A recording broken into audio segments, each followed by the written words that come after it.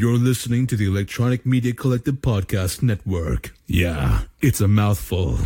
For more great shows like the one you're about to enjoy, visit electronicmediacollective.com. And now, our feature presentation.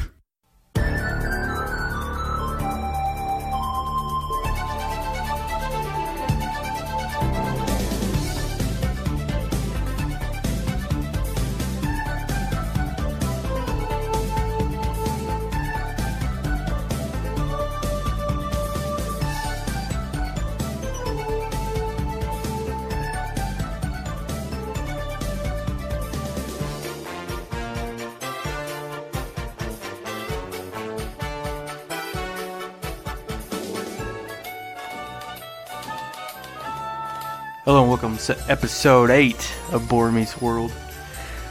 Keep that one in, huh? I'm keeping that, Okay. yeah.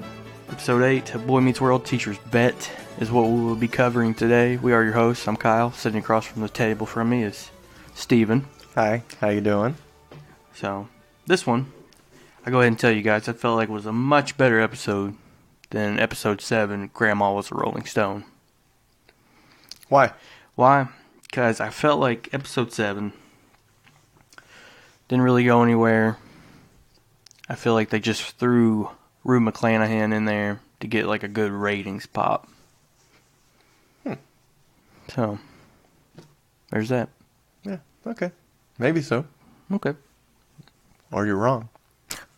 Either way. So this episode Yeah. is, the whole premise is that Feeney and Cory have a bet. That they do. Yep. It's a teacher's bet. It's very Teacher's Bet. Yeah. The title of said episode. That's right. It's off to a great start so far. Yeah. So take us through this episode. How does it start off? Well, it begins with Sean and Cory, and they're talking about the highest paid baseball player in the world. Apparently he makes like $7.6 million over 6 years, or per year, I don't recall exactly. There's a contract, I believe, over 6 years. They're telling this to Minkus. Yeah. Minkus can't believe it. No. He's terribly upset because Feeney only makes like $40K a year. Yeah. He's underpaid, so he thinks Sean Cory beg to differ. They say he's overpaid because it's the same thing every year. lessons never change. Feeney's predictable himself. He'll come in there, drink out of that fountain, Yep. touch up his mustache, be like, "Good morning, Matthews. I trust you. Did your homework the previous evening," or something like that. And so in comes Mr. Feeney, and he does those exact things. And they both finish each other's lines here. My Feeney sister and ate Cory. my homework, yeah. Of course I did the homework, but my little sister ate my homework. And Feeney goes, "You're so predictable." Yeah, predictable. Predictable. Mr. Matthews. That's exactly how he said it. And then we jump into Feeney had a stroke this episode. So,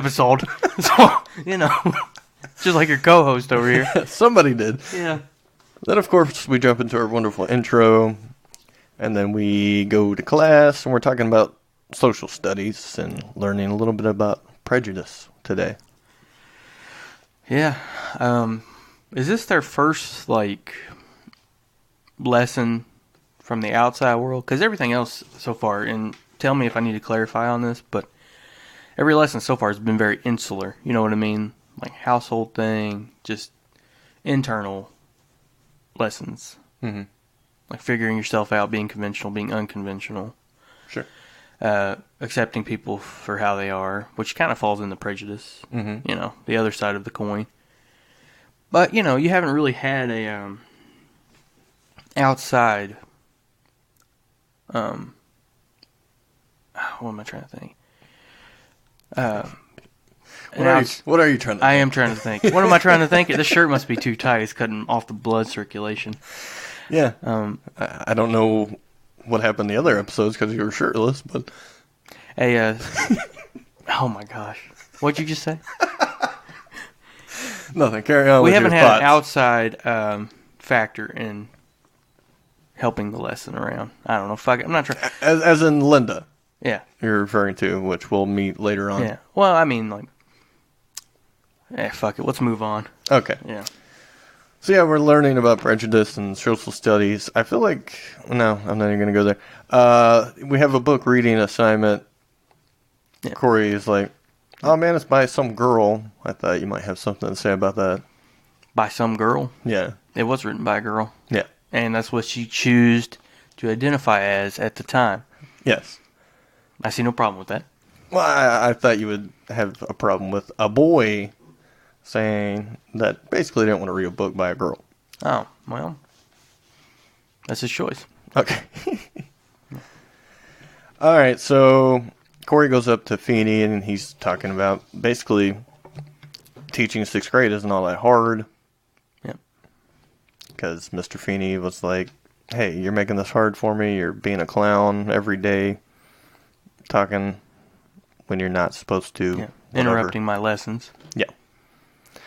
And Cory's like, I think being a student is much harder. So this is where we get to the teacher's bet. And they decide to trade jobs for a week. Feeney's going to be the student. Cory's going to be the teacher. Feeney wins. He gets Cory's brand new bike. Mm-hmm. Cory wins. He gets a fifth of Mr. Feeney's salary for the month. We're going to figure out the winner by having a test at the end of the week. More people pass than usual. Cory wins. More fails. Feeney wins. There we are. Yep. Did they make it more interesting by putting the bike up for grabs and Feeney's pay? Or 1/5 of Feeney's pay. Yes.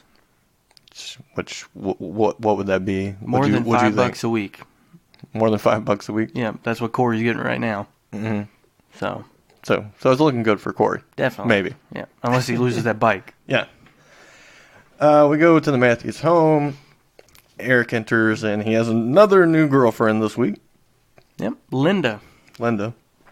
She might be of Asian descent. Yep, Japanese. Is that different? No, I mean, you need to clarify. Okay, sorry. Morgan's bugging older brother, as usual. Kind of telling Linda about all the old girlfriends and kind of ratting him out on the line he used to get Linda to come over, basically, about how he's going to study with her or whatever. You know, actually, now that you bring that up, I do got a problem. Why does she have to be, why do you have to be studying, you know? Is it, like, stereotypical for Asian people to like to study as a pastime? I feel like that's a reach. Other people are reaching for the stop button right now on their player. Well, I'm sure they already did that when you were talking about your shirt being too tight. Or they got them more interested. I'm not sure. I think it got them more interested. Yeah. Cory enters and he starts telling his parents about the bet between him and Feeney. Cory's like, the book does all the teaching. I don't really have to do anything. Which, if you're from our neck of the woods, that is true. Yeah. Alan's pretty concerned. Yeah. He just got Cory that brand new bike, and he doesn't have a lot of faith in Cory teaching the class. No, because he gets C's. Yeah. So. So Alan's like, why does Feeney want that bike? What's Feeney's game here? Yeah. And Amy was like, well, it's obviously one of those Mr. Feeney lesson things, which I thought it was kind of interesting that, like, the show kind of admits what the show is, basically. Yeah, pretty much. Like, they kind of open that wall there. Because that's what the show is. It's always some lesson to be learned, mostly from Mr. Feeney, in some wacky way. Unconventional, perhaps. Which is fine. Yeah, it's okay to be conventional, unconventional. We've learned this. We learned that from a Mr. Feeney lesson thing. So, we didn't touch on it. I kind of wanted to, but do you think people in sports are overpaid? Extremely. Okay. Do you think teachers are underpaid? Do they make $40K a year? Is that still accurate? I think it's went up a little bit, but maybe starting pay. That would be the average, I assume. But if it's $40K in Philadelphia, then I'm assuming now it's, Philly being a fairly big area. Mm-hmm. They're probably making close to 70 mid-range. That's a starter? Maybe like median. You know what I mean? Like a couple years in. I think that's fairly reasonable, but not when you put it up against a baseball player's salary. Yeah, because, I mean, he's making, 6 years? So he's making $7.6 million over 6 years. It's $1 million and some change each year, just to, throw baseball around. Yeah. Which, I understand, athletes work hard. They do. But they also have an off season. They have an off season, and basically, like all entertainers, they're kind of just entertainers. Yeah. Really. Yeah. And the pay for that is insane. And I definitely don't agree with it. Well, no. I mean, that money has got to... Think about how much money they're pulling in to their team, the stadiums, the cable. Yeah. So, that's just a cut. Yeah. A very small cut of what's being made. Mm-hmm. Well, I think we could find better uses for said money, but... Oh, definitely. That's another podcast entirely, though. Yeah, check that out over at... No, we don't really have another show yet. No. We're going to call it World is Bore, and we just discuss, current events. If you guys want that, please send us a request. And a paycheck. So, yeah, Alan's very concerned. Cory's probably going to lose this fight. We see Cory coming into his first day of teaching.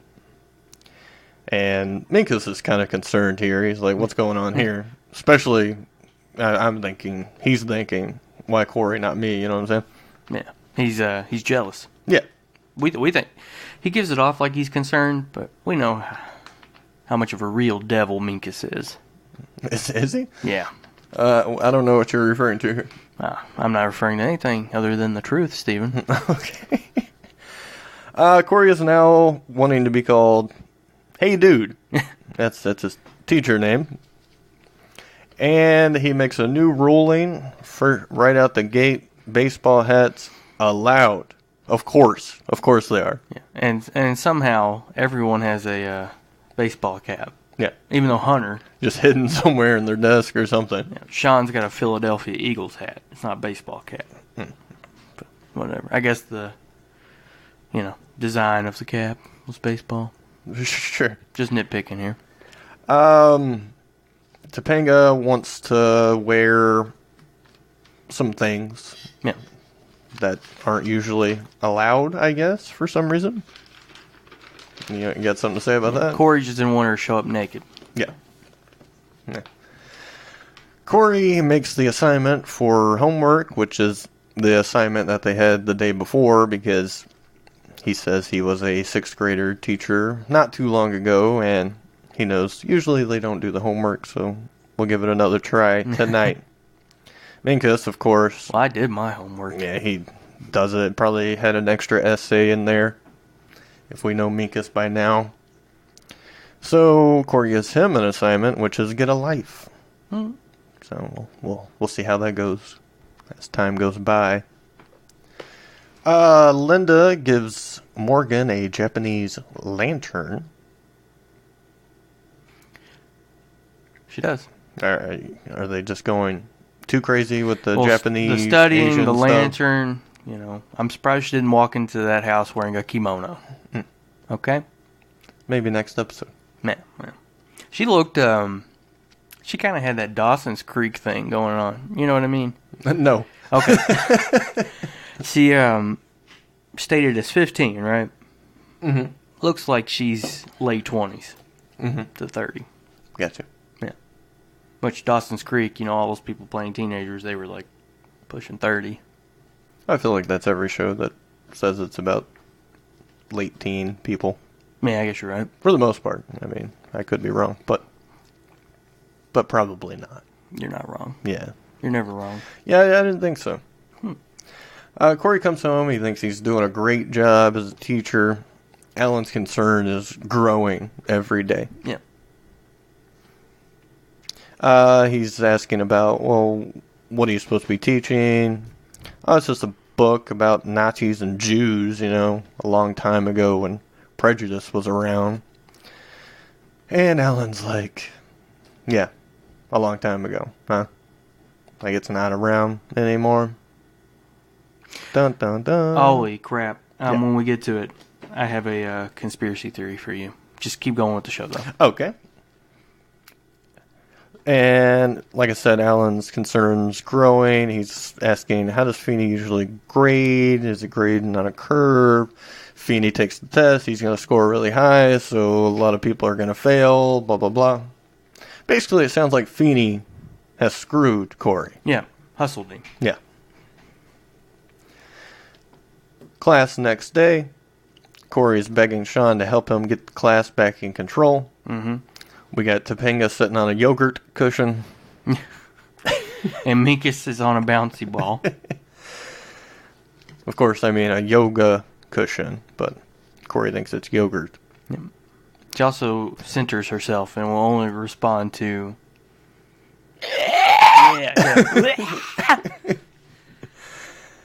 So Cory's trying a little harder to be more serious because Feeney comes in wearing like a Phillies jersey. Yeah. He's like, "What's up? Hanging with my homies." He's got a baseball cap on. He was late to class because he was hanging out with his homeboys. Yeah, I think Cory is, after his talk with his father, was realizing that bike's in trouble. Yeah. So he's trying to think a little more serious, but he's totally lost control. He's realizing teaching is not as easy as it looks. Alan gives him some very good advice.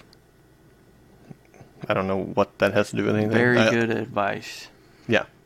You remember anything about that? His advice? Yeah. Oh, man. He always gives him good advice. This is hard. Yeah. I don't know. I wrote these notes weird today. So like, you need to be authoritative. I know that. Yeah. Yeah. So, yeah, he comes dressed up later, but we see Eric comes in with Linda, and she's crying her eyeballs out. Yeah. So I wonder what's going on. Somebody called her a racial slur. That they did. Well, a bad name. I don't know if it was racial or not. Slur. Oh, okay. That's what they're going for here. Yeah. You know. Morgan. Probably somebody's Marine father saw her and called her a damn Jap or something. Okay, I thought you were really gonna push it here. Okay, well. Wow. Morgan comes in. She's very concerned about Linda. She's grown pretty close to her over these 2 days that they've hung out. Yeah. She's like, "Oh, somebody called you a bad name. Somebody called me a poo-poo head once." So. All right, here's my conspiracy. All right. Are you ready? Cory goes to his father, right? Yeah. And he's like, prejudice does not exist today. Mm-hmm. Okay? So, Alan's like, oh, you don't think he does, huh? So Alan, being the good father that he is like, I'm going to turn this into a learning experience for both my boys. He puts on a disguise, goes to the mall, and he's following around Eric and Linda. Mm-hmm. And he passes Linda, and he's like, why don't you open up those slanty eyes and see where you're going, Jap? Mm-hmm. Puts the cap back on and scurries off into the darkness before Eric can figure out it's his own father that made this racial slur. When he took the hat off to say it to her, wouldn't that give himself away? There are significant holes. And I don't agree with anything Kyle had just said when referring to the very poor taste of name calling there. Not a representation of the show. I just blew your mind. You can't even coordinate a proper sentence right now with that revelation. That is quite the theory. Yeah. And maybe it could be a conspiracy between Alan and Mr. Feeney. Yeah. Very possible. Okay. A lot of things work out to where these lessons actually pay off. It's strange. You guys, if you agree with me or disagree, please let us know. Okay? But I think I'm in the right here. Of course, you can let us know over at Twitter at BoreMeetsWorld. Anywho, Cory sees that prejudice is obviously still a thing that happens in 1993, all the way up until 2018 and beyond. Yeah. Have you ever experienced prejudice? I don't believe so. No. Being a straight white male. Eh. I think you. We've talked about this with like bullying. We're always left alone. Yeah. Keep my head down. Yeah, and I thought, well, maybe on my desk and since you were sleeping. kind of the punk persuasion, you might have gotten a little flack from people. No, never me. People I hung out with, but They just left you alone. yeah, they just didn't give a shit. We're not gonna get any blood out of that stone. Maybe the prejudice I got was just being totally ignored by everyone. No. They're just like, he's so bland. We're not gonna pick on him. Yeah. Jeez. Yeah. Now I'm concerned. You see me, right? Yeah, I see you. I wouldn't pick on you. You got that don't give a shit thing going on. Oh, thank you. Yeah. I try. If anything, they want to look up to you, not pick on you. Thanks. Yeah. Thanks, everyone. All right, Cory comes into class the next day. He's wearing a suit. He's ready to go. He's asking Minkus to help him out. He's like, why would I help you? He said Feeney was underpaid or overpaid. Blah, blah, blah. He's not having it. Feeney comes in a fucking meatloaf sweatshirt. That's pretty cool, too. Looking like a bat out of hell, you know what I'm saying? Is that a real thing? That's a Meatloaf album. A meatloaf sweatshirt, though? I guess O'Feeney's got one. Is Meatloaf still pretty hot, 93, or? I mean, I'm sure he was hot when Feeney was, a strapping young lad cruising around in his gremlin. Sure. So Cory's trying to convey that prejudice is still a thing. People aren't really giving a shit. He's totally lost these kids. They're playing poker. So he's trying to, he's about to walk away, totally defeated. Got a little spark in his brain here. Yep. Yeah, asked Sean what his mother's last name was before she was married, and I believe it was... Capitelli or something like that. Something Italian sounding. Wow. This is coming from the woke guy. Huh? I mean, it sounds like it's of Italian origins. Yeah. I didn't say she was a fucking guinea or anything, Steven. Sure. You were thinking it, though. No, I wasn't, because I don't think that way. That's good. Yeah. I didn't even know what that word was until you said it, and you put it in my brain. What, guinea? Yeah, thanks. Oh, sorry. That's okay. So Cory says, so that would make you a wop. And the class is like, oh, fuck. No, he didn't. It's totally... That's Feeney over there. No, he didn't. What? And they're just totally quiet. They're just stunned. I mean, blew their mind that Cory would say something like that. A wop, which I never even really heard before. Yeah, this is my first time Or hearing outside this episode, I think. Yeah. I think they were like, we got to think of something that we can, get past, but still remain in our PG viewing demographic. Yeah. Which I had heard it means without papers, apparently. Without papers. I guess the Italians didn't have papers if they came over, Oh, and they're okay. looked down on. Yeah. Irish were too. Irish were looked down on too. Yeah. So, yeah. Sean is just... Oh, he's heated. He's hot. But Cory has his attention. He's about to knock his head off. And Cory's like, well, what if you couldn't do anything about it? And then he starts to explain about the book. We finally find out that it's Anne Frank diary, I guess. Yep. And she's totally cool. I wonder if they still teach that in school. Anne Frank? Yeah, her diary and her story and all that. I don't know. I haven't been there in a while. Oh, okay. I'll look into it. Please do. Yeah. Had a pretty good line here. Probably the best on the show so far for, a very significant meaning here. That it's not good when one person jumps up when something bad like that happens. We all have to jump up. Isn't that nice? It's very nice. Yeah. You're not helping me at all here. Yeah? Well, okay. Yeah. Let's talk about water. Water? Yep. Okay. You get one little drop. Mm-hmm. It's insignificant. Yeah. But you keep adding water, and enough water, you have an ocean, Mm-hmm. you have a wave, and waves over time can break down rocks.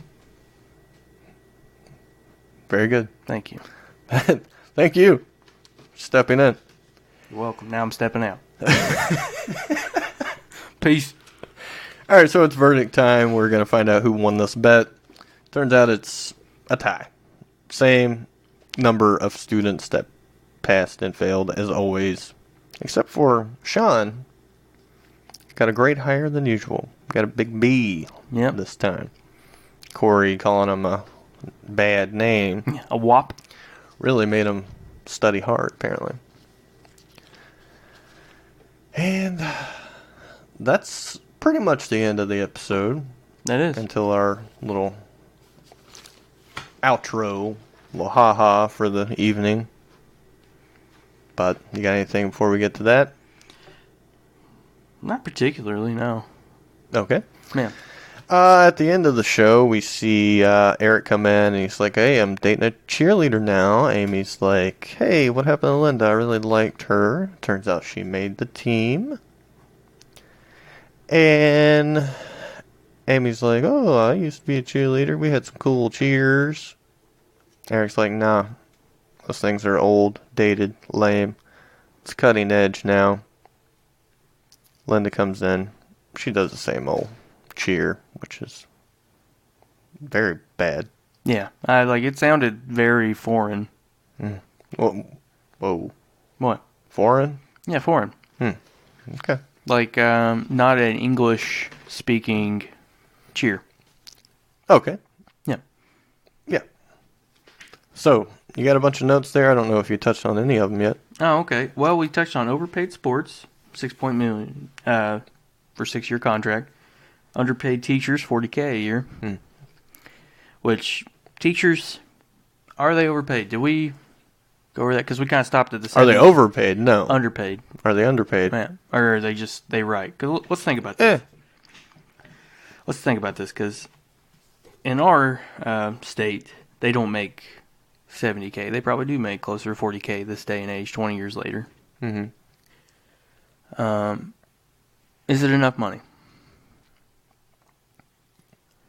Just enough. Just enough? Yeah. Comfortable? Barely. Okay. Because they do have periods of time off built in already. Mm-hmm. The summer breaks. Yeah, they don't get as much as the kids because they have to clean up and prep, do lesson plans and things, and get that ready. This would have been a good episode for your friend to have input on. Mm-hmm. But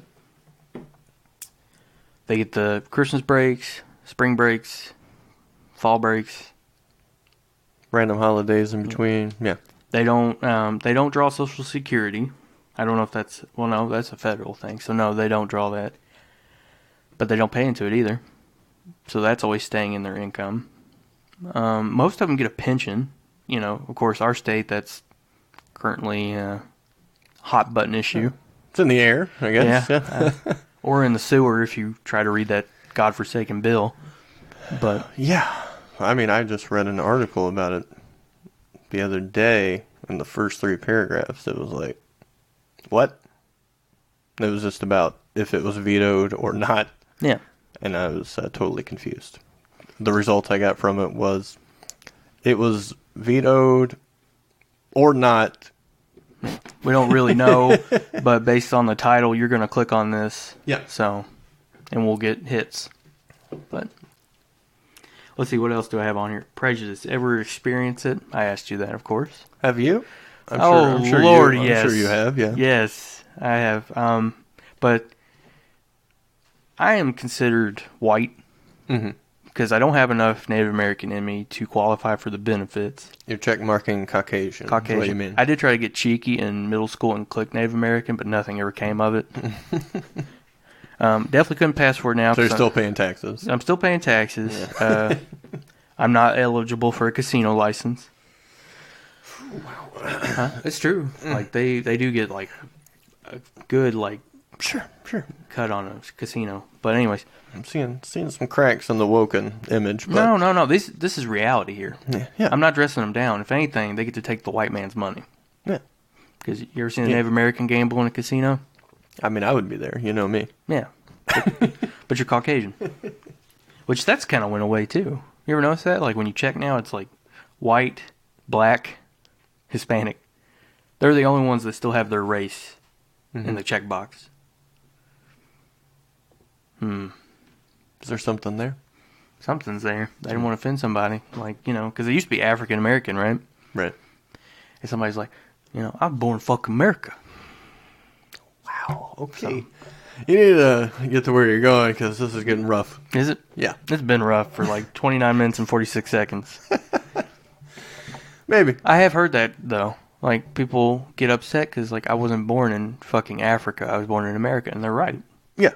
But should these things even be on a checkoff thing? I mean, what's it for? Like job applications, like state your race. Why does your race have to be part of a job application? That definitely doesn't need to be there. No. Why does your gender It's not even need to be in it? No. Depends on maybe you're trying to be a female stripper. I guess. Man, you got to make sure you're a female, I guess. Yeah, you don't want to be pole dancing and, you know, your pole fall out, hit that high-paying customer. But getting back to it, yes, I have gotten some racial slurs thrown my way. They're always incorrect because people are like, well, you know, you're Hispanic or you're a Mexican. Mm-hmm. We've talked about this, I only have one, you know, person of Hispanic descent in my family, and he's married in. Yes. As far as I know, there's no, you know, black in my family. And I'm not Cuban. I get Cuban a whole lot, which you know of. I don't see it. You don't see it, but it's like somehow these Cubans, when I was a security guard, they would come in and they would be like, start speaking Spanish to me. Mm-hmm. And I was like, dude, I don't speak Spanish. And they're like, what? Aren't you Cuban? I'm like, no. You know, I'm white. I have Native American. That's why I look the way I do. And they're like, sure, buddy, sure. And they would hug me. Like my Cuban father left my white mother. So I've been robbed of my whole Cuban heritage, apparently. Yeah. I got Middle Eastern once. Really? Yeah, by a Middle Eastern guy. Wow. Yeah. Interesting. Yeah. He was talking about the Quran with me and stuff, and I was just like, dude, I've never read it. But aren't you, you know. Aren't you me? Yeah, that's what he did. And I was like, no, man, Native American. Because that's the only thing I can go off of. Because I'm be like, oh, I'm just a reddish tan white dude. Mm-hmm. You know, the stupid smile. And then they're just like, you're full of shit. But I got it. Got it for the long hair from cops. And What, long hair? What do you mean from cops? What do you mean? That's a prejudice thing? Or yeah. What do they do? Always asked if I had been smoking weed.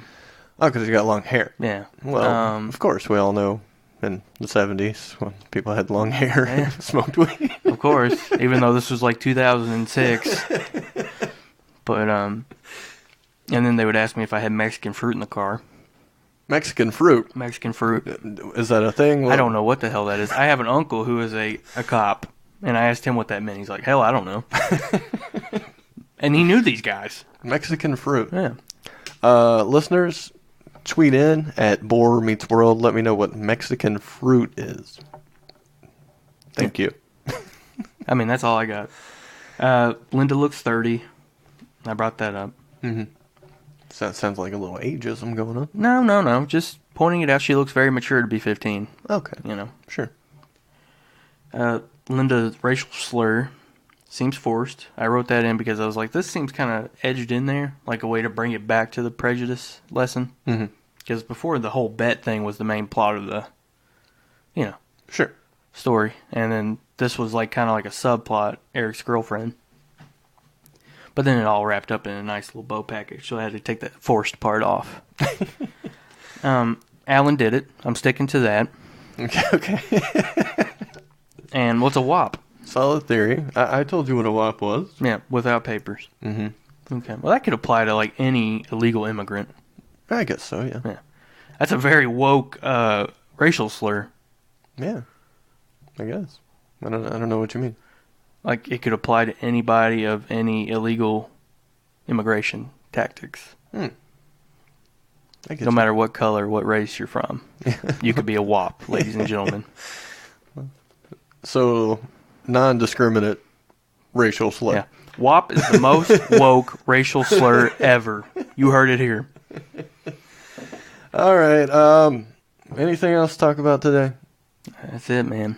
How'd you feel doing the pod here? Because we're doing it in a different place today. I think it's okay. It's okay? It's not throwing you off at all? I don't think so. Maybe it sounds like it. Yeah. I have felt this episode is a little shaky for some reason. A little bit. I think it's just a different environment. Think so? Yep. All right. Well, hopefully the next one's a lot better. Yep. So if you made it through, thank you. Yeah. Be sure to be back next week when we talk about, I don't know what the next episode is called, but we'll let you know then. Yep. It's episode 9, that's for sure. Yeah, definitely episode 9. Of course, we're at Twitter at Boar Meets World. You can listen to us on the streaming at boarmeetsworld.pinecast.co. Of course, we're on iTunes, Stitcher, Google Play. Love to get some more reviews and ratings. And that's about it. We'll see you guys next week. Take care.